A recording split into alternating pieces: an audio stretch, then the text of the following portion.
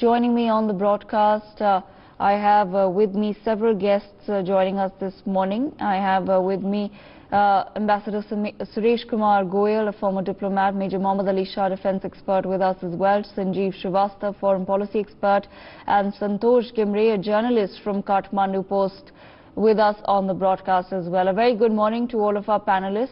How do we now reclaim the legacy of Buddhism from China, a country that, despite its atrocities in Tibet, on Buddhists in Tibet, has been using the faith as a soft diplomacy tool, hosting World Buddhism conclaves? Let me take that question from Major Mohommed Ali Shah, who's with us on the broadcast as well. Major Shah, the same question to you. So how do we now reclaim this legacy of Buddhism from China? See, China, they are doing soft diplomacy, as you rightly brought out, using Buddhism, using religion as a front and trying to get Nepal on their side, trying to brainwash them. They were almost successful to a certain extent in 2020 when Mr. KP Oli was under their influence and Nepal had actually started singing tunes of China at that time. But that such a fake thing will not happen more forever.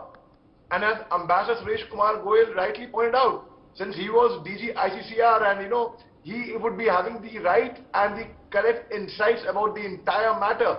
So now when we talk about Buddhism, well, India, there are a lot of Buddhists in India. You go to Leh Ladakh, you go to Arunachal, you go to any up north, you will find a lot of people practicing Buddhism. In fact, we have been to Buddhist monasteries.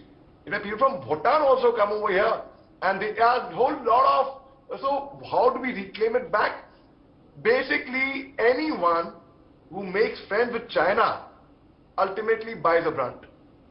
You look what happened in Sri Lanka.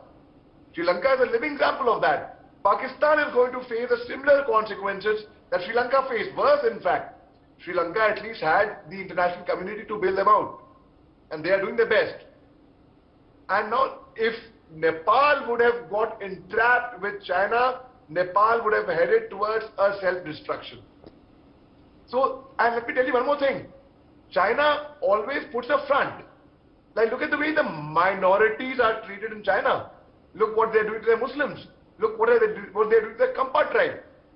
Kampa tribe, basically the Tibetan, it's a tribe of the Tibetan, it's a sect of the Tibetans who are in our special forces, in the Vikas battalions. They're very tough people. So China started recruiting the people from Kampa tribe, the Tibetans, after taking a loyalty test. What a joke. After taking a loyalty test of the Tibetans, Kampa tribe, they said, we will recruit you in the army over here. But would they be motivated to join the Chinese army? The Tibetans in China, let me tell you that, all pseudo. Well, not all, I should not be saying all like that, but the fact remains pseudo because the Chinese government ultimately uses that as a front. So, we already have so many Buddhists practicing Buddhism in India. You go to Ladakh, I told you, you go to the Arunachal, when I was just 3 years old, Devika, we were at Tawang. That's Khirmu, Tanga Valley, Arunachal Pradesh, at the Indo-Tibetan border. The very big Buddhist monastery. In fact, that is the first image that I get. That a very big statue of Gautam Buddha, which is there, who got enlightenment. Zero, Shunya philosophy. That, attained peace. He attained enlightenment. And yes, what the Prime Minister has gone to Nepal, it is only going to strengthen our ties because Nepal has always been a younger brother to us. And they could not have been a better day, a better invitation sent than today. And the route that the Prime Minister has taken, the significance of that is tremendous, Devika. Absolutely. Let me bring in Major Mohommed Ali Shah into the conversation as well. Major Shah, I just want to understand your perspective on this as well. How crucial do you think is Buddhism as a gateway to several of our neighbors? Devika, it's always said one should always have a good relationship with neighbors.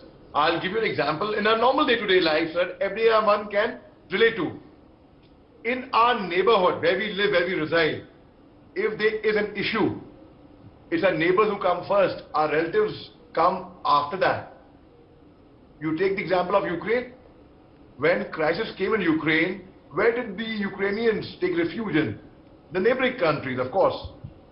And here we do not have good relationships with our not so friendly neighbors like China and Pakistan. But yes, at the same time, we have very friendly and very good neighbors like Bhutan, Nepal, Sri Lanka. But Sri Lanka is not in a position to look after itself right now. So what will they?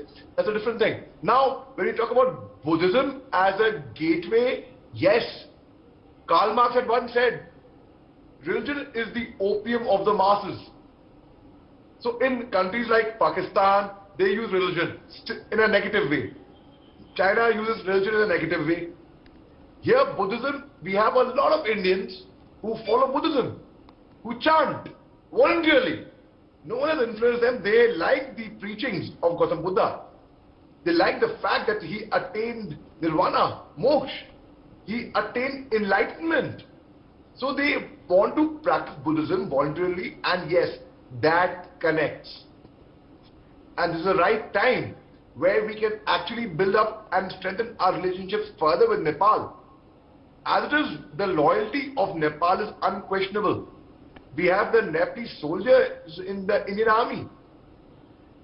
In 1971 war, in fact, it's a similar thing happened in 1965. Let me tell you a very interesting thing, Devika. The Chinese soldiers, they had come on a border. And we had a Gurkha battalion at the border of the Nepalese soldiers. They tried influencing them that don't fight with the Indian army. You're Nepalese, go back home.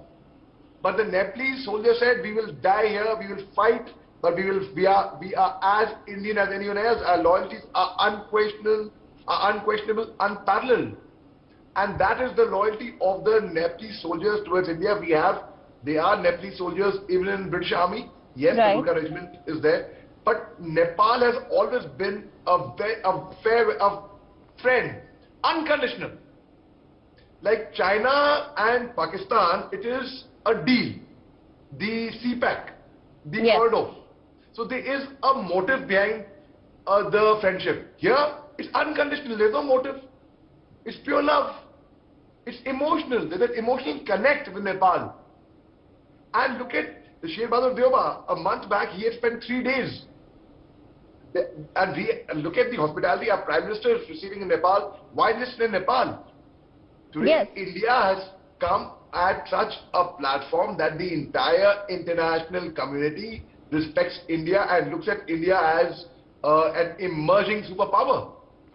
And so, of course, when we talk about Buddhism as a gateway, as a bridge to strengthening our further ties, yes, I think it should be encouraged. And yes, Dalai Lama, in fact, in Makrolganj, you go to any other hill stations, you find a lot of Buddhists over there, a lot of monks, and that is a very, very good thing. And you know, what's important is to continue the momentum. As on that note, thank all of our panelists for joining us with their perspective on this significant visit of the Prime Minister to Nepal.